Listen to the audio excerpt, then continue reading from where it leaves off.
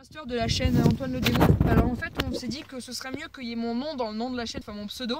Nous ce qu'on va faire c'est qu'en fait ça va plus s'appeler Antoine le Démon, ça va s'appeler Antoine le Démon et Link 83 Master. Enfin vu que j'apparais souvent dans les vidéos, ce serait bien qu'il y ait aussi mon pseudo dedans. Voilà, donc je te laisse la parole. Oui, ben, comme vous l'avez expliqué, ce serait bien puisqu'il apparaît très souvent dans mes vidéos. Alors ce qu'on a fait, c'est qu'on... Aïe, putain, aïe. Voilà, on avait déjà trouvé cet endroit avec un beau paysage et puis ce qu'on a fait, lui et moi, c'est qu'on a fait un petit abri, un de fortune. Ouais, moi je trouve qu'il est plutôt bien. Ouais, donc attends, je vais le sortir, je vais un peu expliquer comment on va faire. Attends, je vais couper. Ouais, bah, en fait ce qu'on va faire, c'est qu'on va aller chercher de la mousse. Ça va être la première étape de la vidéo, voilà.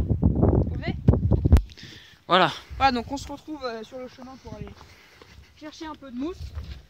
Donc pourquoi on prend de la mousse? Parce que déjà c'est confortable. Et c'est un isolant thermique. Ouais, voilà, un bon isolant.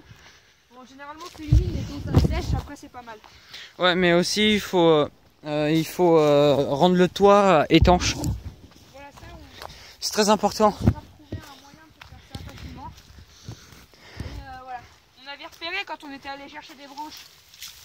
Un champ, enfin je sais pas si c'est un champ, mais une zone où il y a énormément de mousse. Donc voilà, on va un peu aller voir et je vais vous donner une astuce si jamais vous avez besoin de faire pareil pour prendre de la mousse facilement. Voilà. On y est. Donc en fait ce que vous allez faire pour prendre la mousse, vous allez prendre un couteau et vous allez couper comme un gâteau. Voilà les dimensions que vous voulez, par exemple comme ça. Il faut repasser plusieurs fois aussi. Voilà, hein. vous repassez plus. Enfin, en fait c'est juste pour déterminer le contour. Une fois que vous avez fait ça, what the fuck. En fait ce que vous allez faire c'est que vous allez passer votre main en dessous pour la décoller en plaque, comme ceci. Et vu que vous avez fait des trucs, elle aura une bonne forme. Après bon, si vous cassez un peu c'est pas grave, hein, c'est pas censé vraiment être esthétique, plutôt censé être confortable, mais voilà. Après vous vous retrouverez avec une belle plaque de mousse, comme ça, qui recouvrira une bonne surface de votre abri. Voilà. Donc ouais. Bon bah tu fais pause, on va continuer à couper jusqu'à ce qu'on ait un bon petit tas.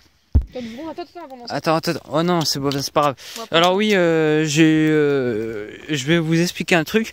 Puisque à l'intérieur c'est très humide, vous avez besoin d'eau, il suffit de récolter ce qu'il y a au fond et de presser pour récolter votre eau. Ça c'est très génial. Voilà, c'était juste pour vous dire.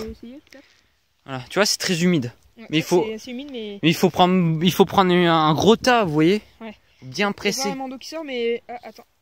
Tu vois, il y a de l'eau, Ça coule, ouais, voilà. Ça coule. Donc c'est vraiment une très bonne méthode, mais bien sûr faites toujours bouillir. Faut toujours la bouillir parce qu'il y a beaucoup de germes dedans, c'est vraiment un nid. C'est très dangereux. Voilà. Vous pouvez vraiment tomber malade en situation de survie et là, je donne pas cher de votre peau. Voilà, bon. Oui, qu'est-ce qu'on va faire du coup là? Bah là, on va continuer à couper comme j'ai dit. Très bien. Et voilà. Vu que moi j'ai la caméra, je pourrais pas trop. Ouais, bah c'est pas grave, on tiendra au pire sur notre poche. Voilà. À tout à l'heure. Bon voilà, on va revenir au camp. On a fini de tout couper, donc suivez-nous, fais pas pause, c'est mieux de suivre. Alors en fait la petite technique c'est de le prendre, de bien retrousser ses manches quand on le fait. Si jamais il y a une épine ou quelque chose comme ça, bah au moins vous faites pas mal, même si c'est pas le genre de choses qui fait trop mal. Mais voilà, donc après surtout ce qu'il faut faire très attention en situation de survie, c'est l'eau comme on a dit. On peut tenir 2 ou 3 semaines, enfin selon les conditions on peut tenir 2 ou 3 semaines sans manger. Mais on peut tenir que 3 jours sans eau. Donc trouvez rapidement de l'eau, faites un abri, trouvez rapidement de l'eau et en dernier la nourriture. Bien sûr le feu aussi pour stériliser votre eau. Ça dépend. Des fois il y a de l'eau qu'on trouve dans la nature mais qui n'a pas besoin d'être purifiée. Par exemple l'eau qui sort des sources. Ouais, roche, surtout rocheuse, parce que je vais vous préciser quelque chose, l'eau de pluie, elle est peut-être bien stérile, mais sauf qu'il n'y a pas de minéraux dedans, c'est que des nuages. Alors ce que je vous conseille c'est déjà la minéraliser avec soit des roches ou du sable. Puis parce que le sable c'est un mélange de minéraux et c'est pas qu'une matière. Du coup on récupère tout ça dedans. Puis vous la faites bouillir. Enfin, on sait jamais. Hein. Bon, normalement l'eau de pluie c'est stérile. Voilà. Non, ça n'a rien à voir. Enfin, si elle tombe par terre, mais l'eau qui tombe, pas qui est arrivée au sol. Voilà. Parle plus fort, on n'entend pas trop, t'es avec le vent. Ouais, attends, j'arrive. Attends, je vais couper. Donc voilà, on se retrouve. Je vais un peu vous montrer comment bien tapisser de la mousse. Donc alors bien sûr, j'ai pas besoin de préciser qu'il faut le mettre du côté vert, hein, pas du côté humide. Comme ça, je pense que même un gamin de 3 ans il comprend. Mais pour la mettre, en fait, mettez pas sur toutes les surfaces, ça sert à rien. Mettez juste sur la surface que vous utiliserez le plus. Donc en l'occurrence, c'est vers là, parce que c'est là où je m'assois généralement. Donc voilà, donc vous la tapissez, vous faites bien en sorte qu'il n'y ait pas de trou. Genre là, je vois qu'il y a un trou, j'essaie de remettre la mousse dessus, parce que les pierres, ça fait un peu mal au cul. Il faut bien tasser. Ouais, voilà. Aussi. Il faut bien appuyer. Tassez bien, bon, mettez-vous dessus pour tasser, vérifiez que c'est tout bon. Et ensuite pour le dossier, oups. Je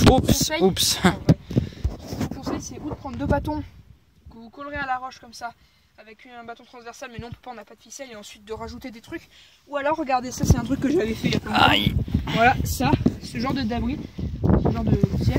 Ouais, mais après ça dépend de votre végétation. Nous on est dans le sud et on a une végétation très différente. Bah, si on se met comme ça, on a des trucs, on est un peu mis comme un roi. Donc voilà, c'est pratique. En fait, cet abri, l'avantage, c'est qu'on a une partie qui est, on va dire, un peu à l'intérieur, enfin qui est à l'abri du vent parce qu'elle est totalement entourée de rochers, et une autre qui est à l'extérieur. Donc voilà, c'est pas un abri de survie. Enfin, quoique si jamais on y vient, on pourra facilement faire du feu quelque part. Je sais pas trop où, ce serait dangereux. Ici. Peut-être par là, derrière ou là, je sais pas. Faudra trouver un moyen. Mais voilà, donc franchement, c'est une bonne technique d'abri. Et en fait, je vais vous montrer un peu. Attends, vas-y, passe le téléphone. Ça, hop, parfait. En fait, ce que je vais vous montrer, c'est que. Voilà. Comment on a fait pour l'intérieur. Voilà. En fait, pardon, désolé. Voilà. On a pris des bâtons. On est déjà parti d'une base, d'une poutre assez solide. Enfin, une poutre. Un gros bout de bois qu'on a trouvé. Donc, qui s'avérait être. Putain, voilà. Ce cache là qui s'avère être ce bout de bois ici. Ici, voilà, qui part comme ça et qui vient sur le tonneau. Et ensuite, on a mis des bâtons transversaux. Putain, pas possible cet étui de merde là. Pardon, désolé de l'expression. Voilà, ça devrait revenir normalement là. Et donc voilà, là on a. Voilà comment c'est fait. On a mis une barre de soutien qui tient bien.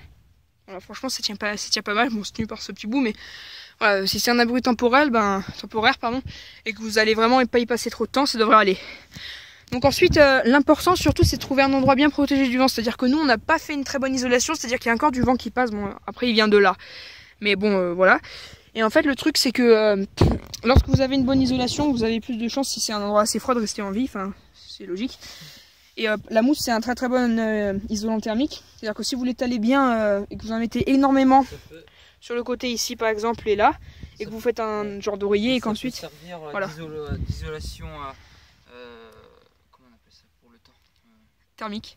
Non, pas météorologique, je sais pas. Ouais, voilà, pour la flotte, parce qu'on a vu qu'en dessous c'était humide et là en dessus c'était très très sec. Ouais, mais sauf que si jamais tu mets ça au-dessus, bah au-dessus ce sera sec, mais en dessous l'eau elle te coulera dessus. Mais non, parce qu'il faut la retourner. Arrête, pas con toi. Ouais, oh, ce visage épique. Ouais, donc voilà, cette vidéo elle est pas encore finie, je pense qu'on pourra vous montrer autre chose, ouais, peut-être une autre partie. Bon, on va couper l'enregistrement ici et voilà. On va un peu arrêter, donc je vais vous montrer une dernière vue globale de l'abri. Ouais. Vas-y, moi je reste au calme. Au calme. Monte la grotte là-bas. Voilà. Alors voilà, donc ça c'est la végétation de Comps. Je sais pas si je peux zoomer, oui voilà, je peux zoomer. Ouais, Comps c'est dans le sud. Cette grotte j'y suis déjà allé, c'est assez beau dedans en fait, c'est super bizarre, il y a comme s'il y avait des coraux, enfin je sais pas trop comment expliquer, c'est assez différent des trucs qu'on voit d'habitude. Ensuite là, on a bien sûr toute la végétation de Comps, pardon, mais c'est pas l'endroit le plus beau, c'est-à-dire que ici c'est Canjuers, c'est vraiment là où c'est vraiment un peu tout déboisé. Canjuers c'est le plus, je crois que c'est un des plus gros camps militaires de France. C'est le plus gros d'Europe. Ouais, d'Europe, ok d'accord. Et en fait Comps c'est un village qui est tout au milieu, et il y a énormément de villages qui ont été expropriés par l'armée dans les alentours. Si vous savez pas ce que c'est, en gros l'armée elle vient, elle regarde votre maison, elle vous donne par exemple si votre maison elle vaut 300 000 €, ils vous donnent 300 000 € et ils disent vous dégagez, vous trouvez une autre maison. On vous reprend votre maison et ensuite ils l'utilisent pour faire un bon terrain.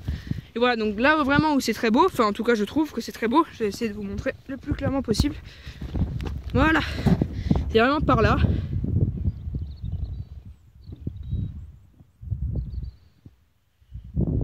Et là on a la magnifique vue sur la chapelle de Comps. Avec le château d'eau ici. C'est une citerne, une très grande citerne. Et donc voilà, donc cette vidéo est... Là il y a un moulin là-bas. Cette vidéo est terminée, donc on va couper. Et il y aura une deuxième partie sûrement un peu plus tard. Voilà. Allez, salut!